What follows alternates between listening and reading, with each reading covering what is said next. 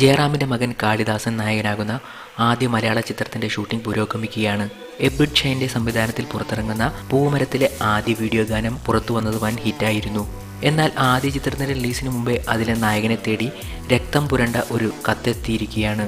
തന്നോടുള്ള പ്രണയം പറഞ്ഞ് രക്തത്തിലെഴുതിയ ഒരു കത്ത് ലഭിച്ചതിനെക്കുറിച്ച് കാളിദാസൻ തന്നെ തൻ്റെ ഫേസ്ബുക്ക് പേജിലൂടെ പങ്കുവച്ചു. ഒപ്പം കത്തിൻ്റെ ഫോട്ടോയും ഉണ്ടായിരുന്നു. കാളിദാസൻ്റെ ഫേസ്ബുക്ക് പോസ്റ്റ് ഇങ്ങനെ: എൻ്റെ പേര് രക്തം കൊണ്ട് എഴുതിയ ഒരു പെൺകുട്ടി അസ്വസ്ഥതയുണ്ടാക്കുന്ന ഈ കാഴ്ചയിലേക്കാണ് കണ്ണു തുറന്നത്. ദയവായി ഇത് ചെയ്യരുത്. എന്നെ സന്തോഷിപ്പിക്കാനാണെങ്കിൽ അതിന് ദയവായി എൻ്റെ സിനിമകൾ തിയേറ്ററിൽ പോയി കാണുക. അത് തന്നെ ധാരാളം. അല്ലാതെ ഇത്തരം കാര്യങ്ങളാണ് ചെയ്യുന്നതെങ്കിൽ അതെന്നെ വിഷമിപ്പിക്കുക മാത്രമേ ചെയ്യുകയുള്ളൂ. അതിനാൽ ഇത്തരം കാര്യങ്ങൾ ചെയ്യുന്നവരോട് ഞാൻ അഭ്യർത്ഥിക്കുന്നു, ഇത് അവസാനിപ്പിക്കൂ. ഇതായിരുന്നു കാളിദാസൻ്റെ പോസ്റ്റ്. 1983 ആക്ഷൻ ഹീറോ ബിജു എന്നീ ചിത്രങ്ങൾക്ക് ശേഷം എബ്രിഡ് ഷൈൻ സംവിധാനം ചെയ്യുന്ന പൂമരം ക്യാമ്പസ് പ്രമേയമാകുന്ന ചിത്രമാണ്.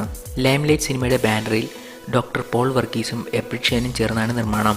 കോളേജുകളിൽ നിന്നും ഓഡീഷനിലൂടെ തിരഞ്ഞെടുത്ത അഭിനേതാക്കളാണ് പ്രധാനമായും ഈ സിനിമയിലെ താരങ്ങൾ. കുഞ്ചാക്കോ ബോബനും മീര ജാസ്മിനും പൂമരത്തിലെ അതിഥി താരങ്ങളാണ്. അടുത്ത വർഷം ഫെബ്രുവരിയിൽ പൂമരം റിലീസ് ചെയ്യും.